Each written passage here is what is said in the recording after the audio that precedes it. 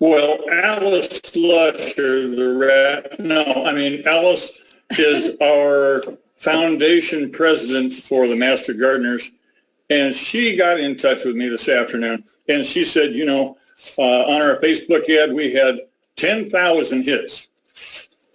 And so I started getting, shaking.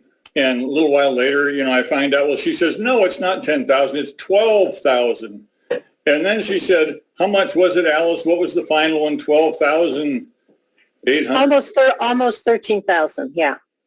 Now, good grief. I want you to know, Alice, that because of you, I aimed the camera up a little bit so they can't see my knees knocking together. Okay? Good idea. No, but really, think of it. 12,000, almost 13,000 people in the Northwest. Well, they may not all be in the Northwest because we're on the computer, but 12,000 people who are concerned about water. This is strange. We live in a country where we have 46 inches of water a year. Now think about that. That's almost 4 feet. When you look across the land, imagine water 4 feet high across the entire land. Now we have piles and piles of water. But did you know that during the months of July and August, there we go, we have less rainfall than Tucson, Arizona. 0.8 inches in July, 0.13 in August, 0.21 in September and June. That's our growing season. How much do plants need? In the Master Gardener program, they used to tell us about 1 inch to 1.5 inches maybe per week, per square foot, per week. 1 inch to 1.5 inches. We don't get that in the whole month of July.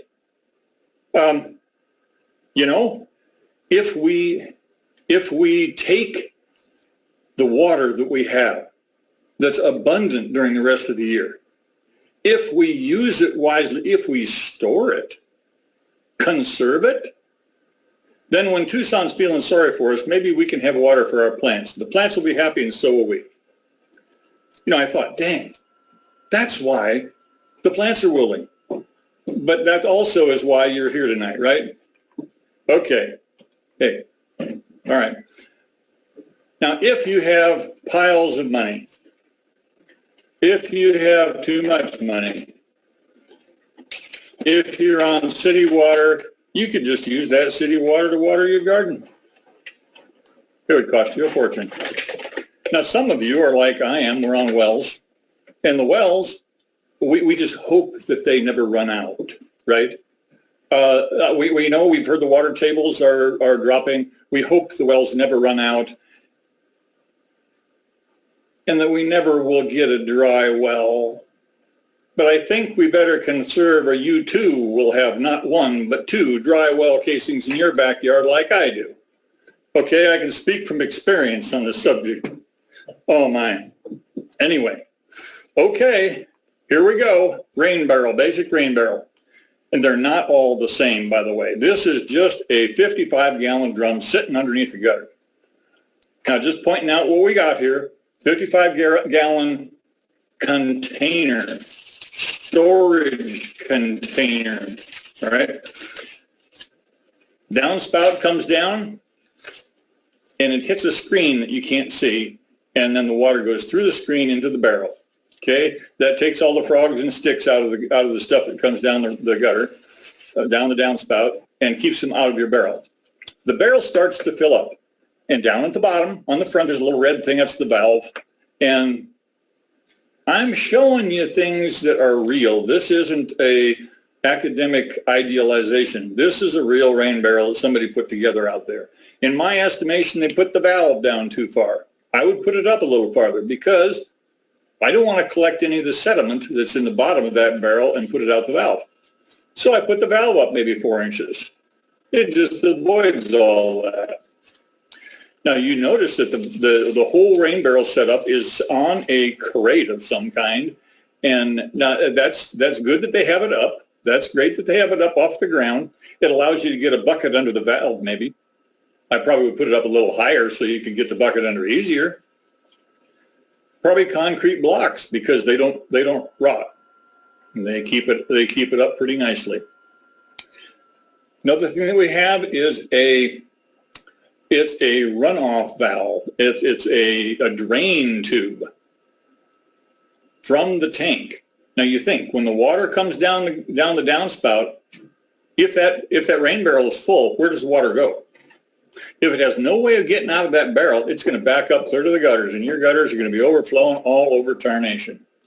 So you want that exit tube to be, I think, as large as the intake tube.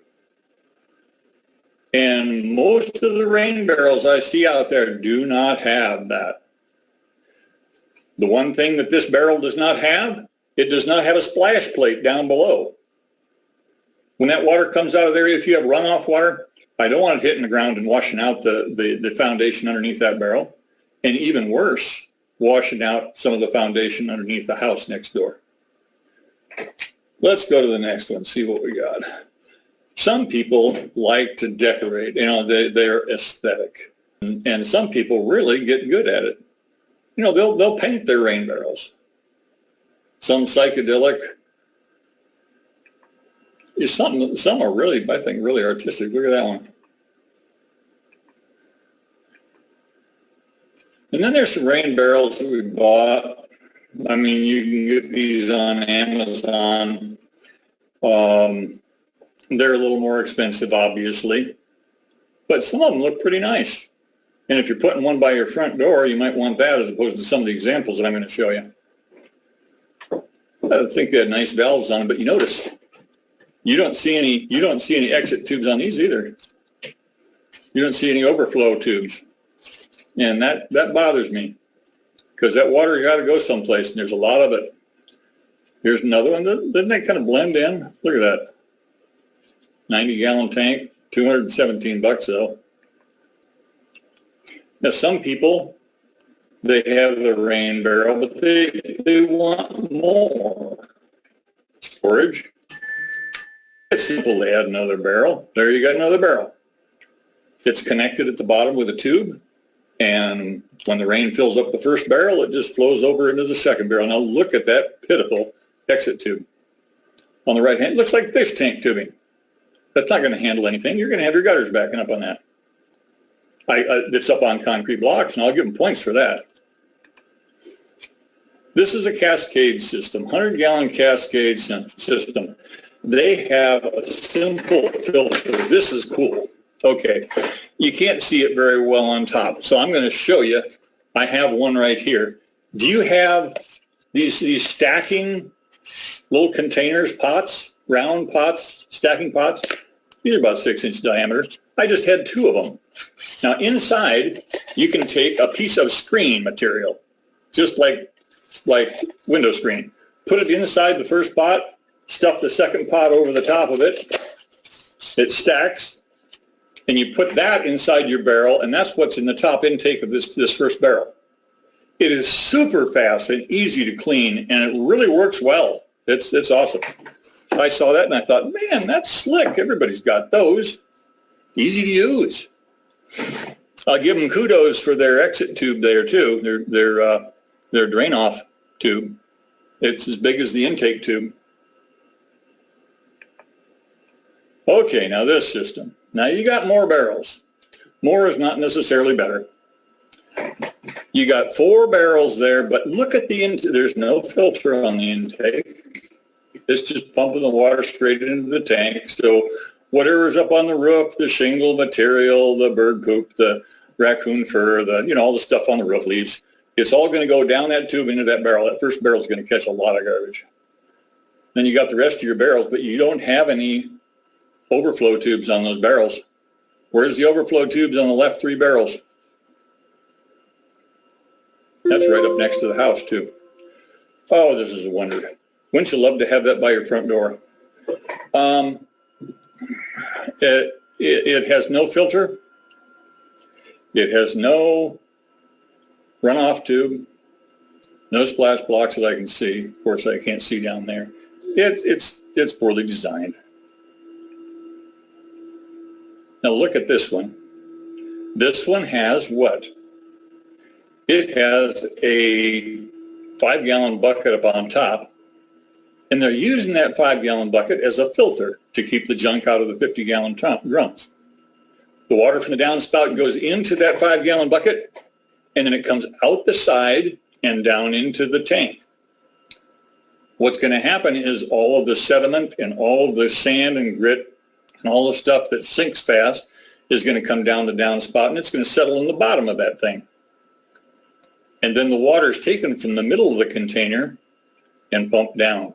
So you never get all that garbage into your main tanks. That's a good system. It's easy to clean.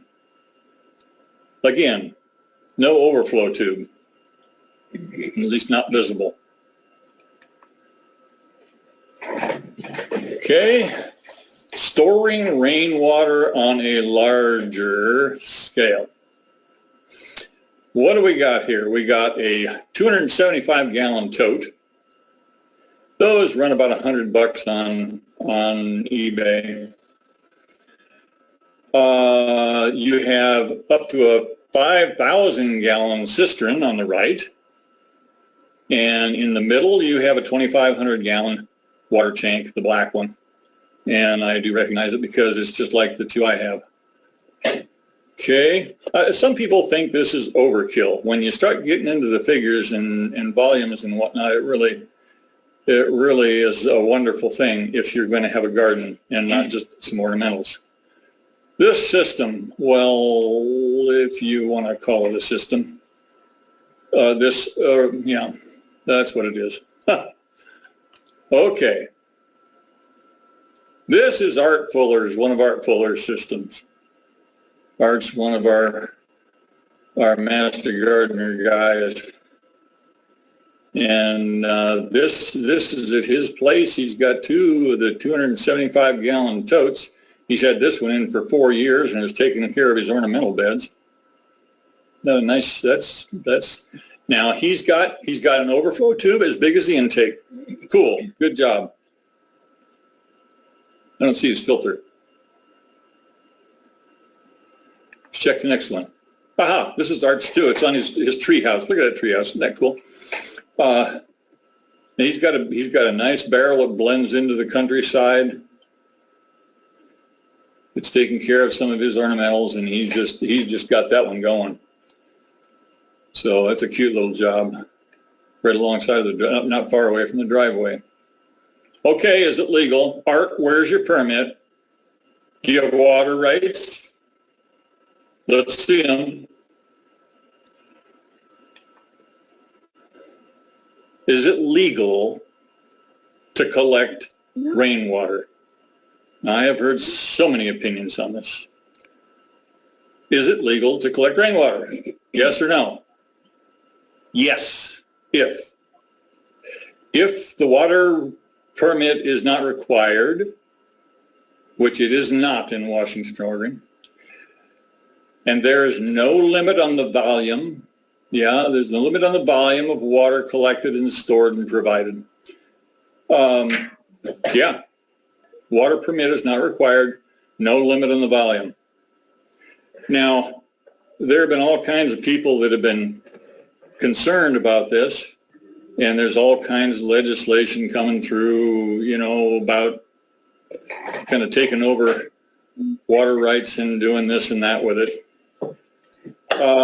2009 was the last legislation I was familiar with, and it stated the water rights and all the stuff that we have right now that I'm going through. And I heard that there was an update in 2020, and I looked over the update in 2020. I didn't see any changes that it made for us.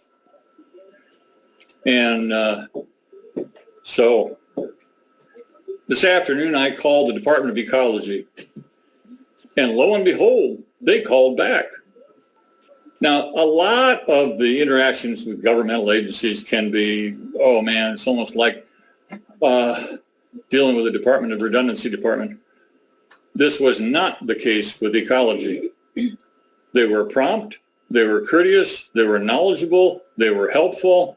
I'd give them a 9.8 only because it took an hour to get back to me. Did a good job. Okay, second, water collected cannot be sold. It must be used on the same property where it's collected. Okay, so you just can't sell it to somebody. You can use it on your property. That's great.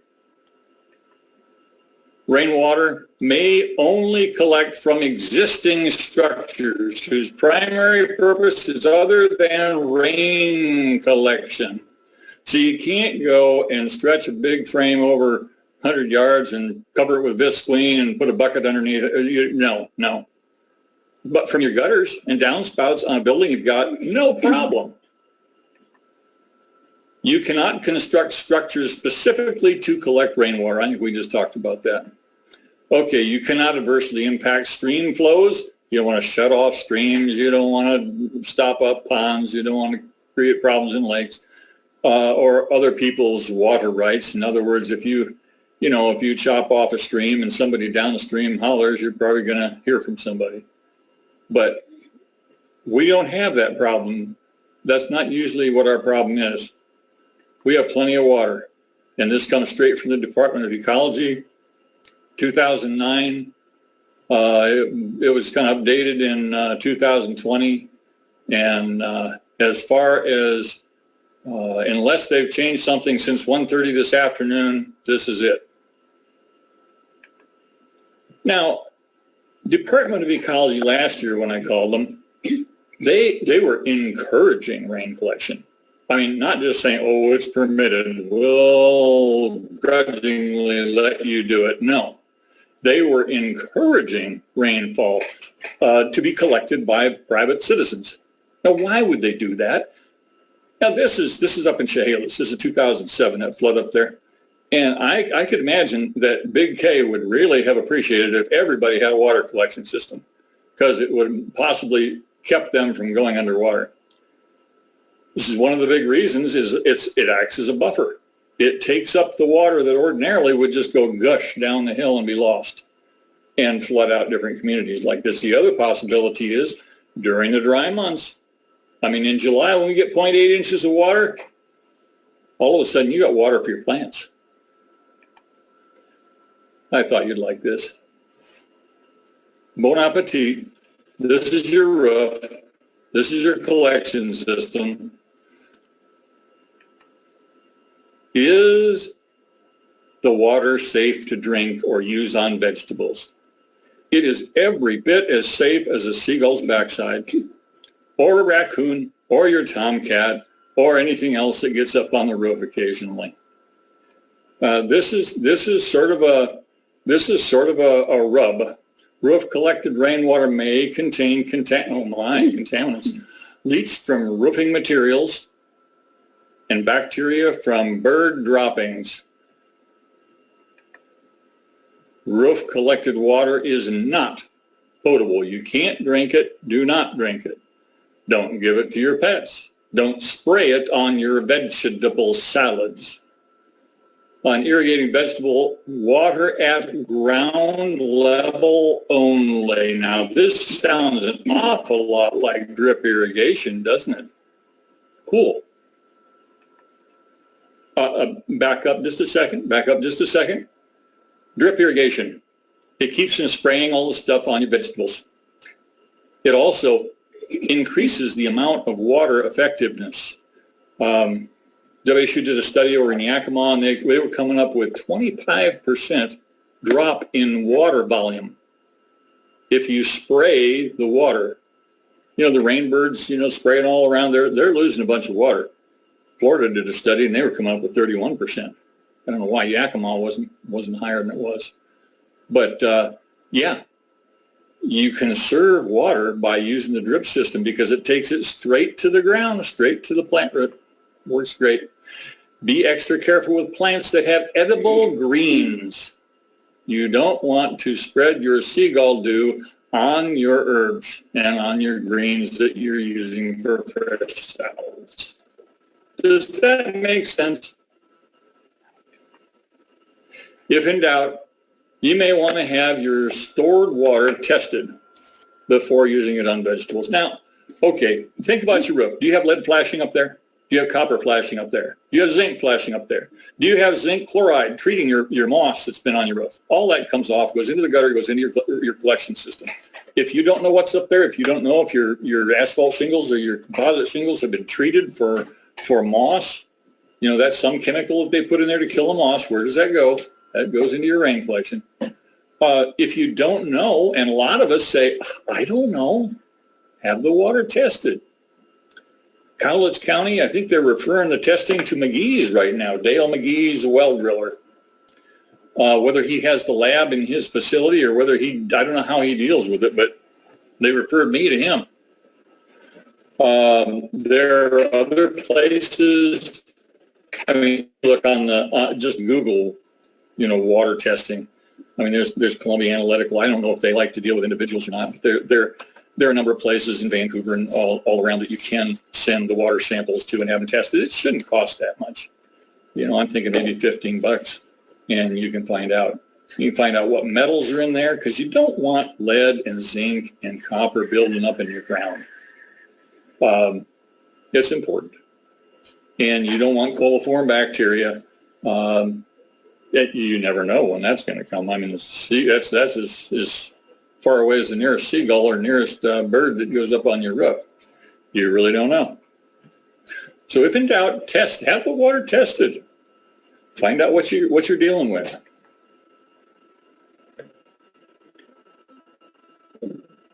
Now this www.sunlight.org, it sort of went through a lot of the legislation and talked about, you know, there really is a green light on water collection, especially for gardens. The problem that we have, and this just says do not use it as potable water. Problem we have probably is more of the FDA put out a little while ago Food Safety Modernization Act. Now, the Food Safety Modernization Act was, part of it was concerned with the manure, shall we say, whether it's a seagull or a cow or a pig or a chicken or a duck or whatever. If you put it on your fresh salads out in the garden, how long before it would be safe to eat? And they're saying 120 days. It almost read a commercial fertilizer test or ad, but 120 days. Now, what's that do to your growing season? Now, that is if it touches the vegetables, the ground vegetables, carrots, beets, and that kind of stuff. If now you have beans and peas that are kind of off the ground and don't touch that, then it's only 90 days, so you're home free. What does that do to your growing season? And I thought, oh my word, this is going to absolutely kill rainwater, because if they're looking at it the same way, we might not be able to use rainwater anymore. And fortunately, this is not the case, and they are still encouraging rainwater, so I'm grateful there. Well, ready to build a barrel? We kind of reviewed it a little bit before, but here are the parts that you'll need. You got the barrel, that's the tank container, the hose bib, which is the faucet down there, the screen grate up on the top of the thing that the water goes through when you come down your downspout. There's an overflow hose. Look at that pitiful thing. Even on this example diagram, it should be 4 times that size. Fittings for the downspout. A lot of them have fittings that adapt directly to the barrel from the downspout. And I'll show you some of them in a minute. The concrete blocks underneath, those are really helpful. Keeps it up off the ground. Here's your barrel, 55-gallon drum. Food grade, by the way. You don't want something from Jiffy Lube. You want it food grade.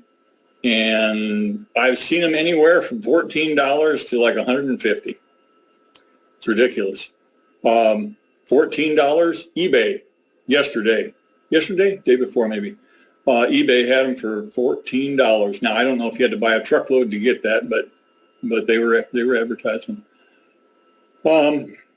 If you just go to a rain barrel specialty shop, oh man, they'll soak you. Okay, down below it, the faucet. Your faucet is just a threaded 3/4 inch faucet. They're simple, you can get them anywhere. Now they're showing here a bulkhead fitting to the right of the faucet. It's basically a tube that goes through a hole in the barrel, and it has a nut on either side that tightens up on a washer and makes a watertight seal, and then you thread the faucet into that. And that works fine too, it just costs more. You can thread the faucet straight into a 1-inch hole. Over on the right side, you have your screen.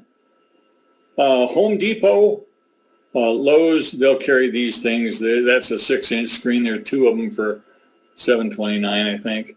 And you can just lay it right over the hole in the top of the barrel, and it works good. 3/4 inch PVC elbow threaded, and you just thread that into the hole just like you threaded the faucet into the hole, and there you have it.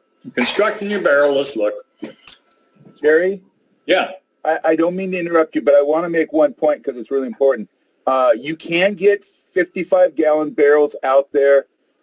Make sure that if they had something stored in it, it was food grade only. A lot of those barrels are storing chemicals and things like that you don't want on your thing. So you can use food grade barrels, and I've done that, but nothing else. So be sure where you know where it's coming from. Yep, that's why I said something about Jiffy Lube. You don't want a barrel that had oil, petroleum, who knows what's in it. Some of those, you might have insecticide in them. You don't know, and you really don't want it in your water. So, good point. Constructing the barrel, you lay the barrel on its side. Don't have to. It's easier.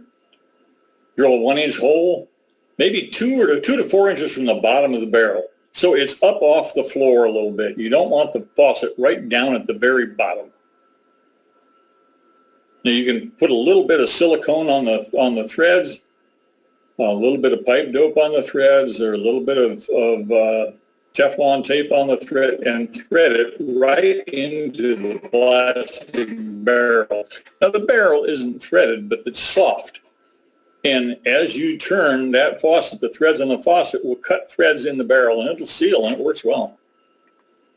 Okay, now this is a different way of doing it. This is using the bulkhead. You put this tube through the hole, put a nut on either side and a washer between them, and then you thread the faucet into the bulkhead. Top of the barrel. This is where the water goes in. Very top of the barrel. You can cut the hole. It looks like a 3.5-inch hole saw. You can use a fly cutter like they're showing to the right of it. Up on the top, you can use the keyhole saw. However you want to do it, the hole saw makes a really nice hole. It does. And you cut that through there, and they will have at Home Depot or Lowe's that screen that I showed you earlier. Now over on the left, in the same place, somebody else put a grate. It's a slotted grate. It's a little coarser than the screen. I like the screen better, but this works. I'll back up so you can see that screen there. On the right-hand side, there's that screen. And you can use that screen or you can use that grate. Okay. We'll come back to that one in just a second. The overflow tube. You just drill a hole like we did with the faucet, and you thread the fitting into that hole. Now back up. This is an adapter. It goes from your downspout to the tank. You fasten it on your downspout, and you just kind of bend it around, and it slips right over the top of that screen. That's a slick way of doing it. Now this, it installs directly away from the house. You don't want the overflow directly toward the house. The idea is you don't want washing out the foundation. You got to place it on blocks, measure the spout, place the screen over the barrel. Yeah. There you go. There's your rain barrel. The only other thing I'd do on this one is I'd put a splash plate down below that overflow, right down at the bottom right-hand side, and I'd lift it up a little bit higher on some concrete blocks. This is on a wood base, but that's your inexpensive rain barrel, collection barrel. Now here's my new one. No, I wish. That's Denver Water Tower in Portland. How big is big enough? Okay, rule of thumb for calculating storage requirements. I'm not going to get too technical and too deep into calculations, but you need to know the magnitude of what's going on here. An inch of rainfall falling on the area of 1 square foot. So if you had a square pan, 1 foot square pan, and it filled up 1 inch deep, you'd have 0.623 gallons of water in there. Okay? So out in your garden, just think of an inch of water building up, and that's 0.623 gallons. Okay? Typical plastic food grade barrel is 50 gallons. It's a 55-gallon drum, they call it, but it holds about 50 gallons. Irrigating a garden. How much do our plants require? About 1 to 1.5 inches of water per week. Annual rainfall in Longview is about 46 inches per year. But summer drought rainfall, June through 31 of August, is very low. Now, I think it's lower than what they got on this particular screen, because the figures on our first graph were quite a bit lower than that. So I think it's like 1.8, somewhere in there, average precipitation. Find the area of your house's footprint now. People say they have a 1,000 square foot house. Well, or 10,000 square foot house. Now 10,000 square foot, that's not a big place. It's not a huge house. But length times width, now that's not the entire surface area of the roof. That's the vertical footprint. So if rain fell straight down, that's the area it'd fall on. All right, multiply by your average rainfall. So 1,000 square foot house generates 1,000 times 0.623. So that would be how much it is for 1 inch of rain, and you multiply it by the number of inches of rain you get. How much would that be? I think that's about 20,000. I think it's 20,800 something. But it's more than enough to fill a tanker, a train tanker. And that's on a small house. We don't have a problem with enough water. We have a problem with water at certain times of the year. If we stored all of that water, we would have water coming out of our ears. Say your garden is 30 by 30. That's 900 square feet. Okay, 6.23 times 900, 560.7 gallons per week. That's 2,242.8 gallons per month. That's 44.6 rain barrels. That's 8.2 totes. They're 275 gallons each. That's one 2,500 gallon tank. It's a little bit smaller than that, but that's only for July. Okay. Now you say, well, in July we get some rain. Yes, it's true, we do.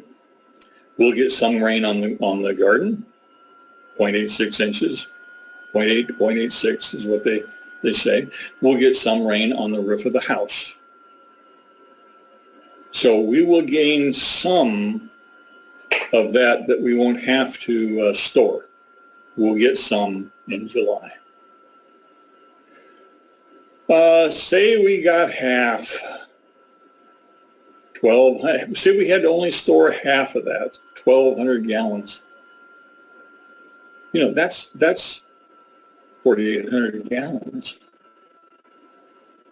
That's a lot to store. That's almost 5,000 gallons for a 30 by 30 garden. Okay, summary. Lest we get too shook up here, we get plenty of rainwater over the year.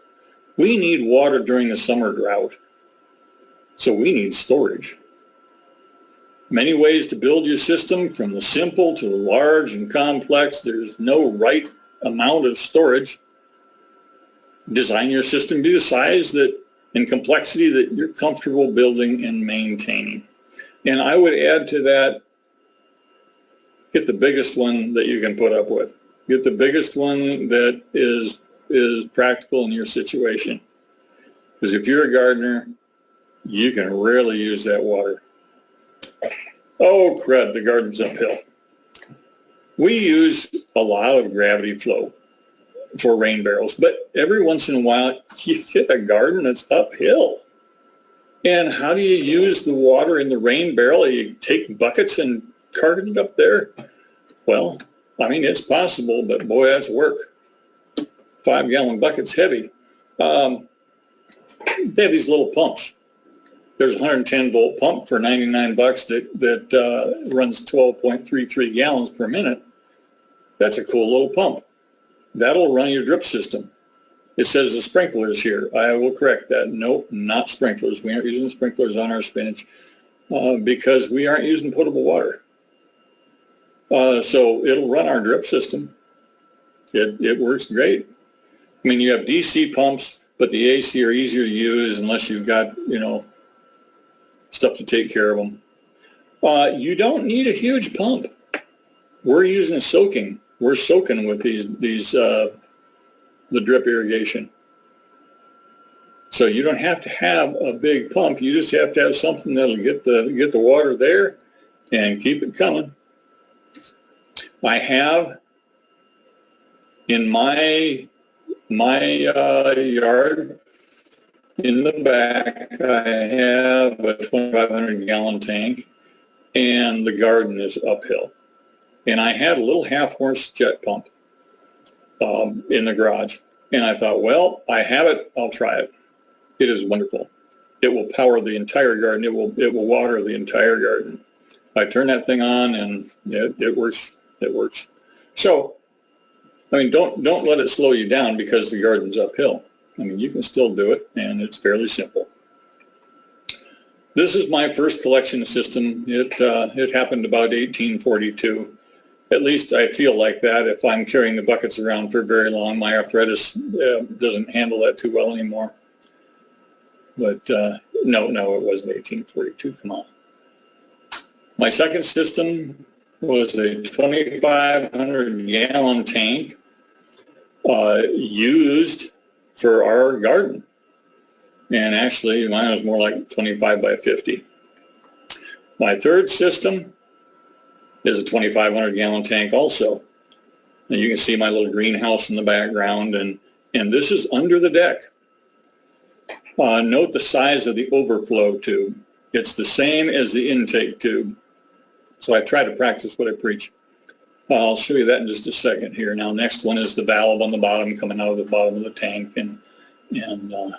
Okay, this is up on the deck. You can see the downspout coming over, and it goes into the top of this barrel. That's not a rain barrel. That is a filter. And I was just playing with it because I was finding out what would work and what wouldn't work and how well it'd work and all that. So I made this tank into a filter. Ran the downspout into it, and I have I took a PVC pipe and I made it into a circle and connected it with a plastic rod. I took zip ties and I zip tied a stainless screen onto that, and I dropped that in on a little table that I made, and it collects all kinds of stuff. The first 2 years I used that. That's the first flush that came off the roof. Just whoosh. All this junk. And that's not even cleaning out the inside of the bottom of the barrel. So it has worked well. The other thing you notice is that around the downspout on the left-hand side on the top of that tank, around the downspout, I use pipe insulation. It's a spongy type of stuff, and it squishes And so it's round and cut down the middle. And so I wrapped it all around the hole and tightened it up and then put the downspout through it. And it compresses and seals against the downspout, and you don't have to worry about mosquitoes and larvae and flies and all that stuff getting in there. It worked quite well. Okay, maintenance.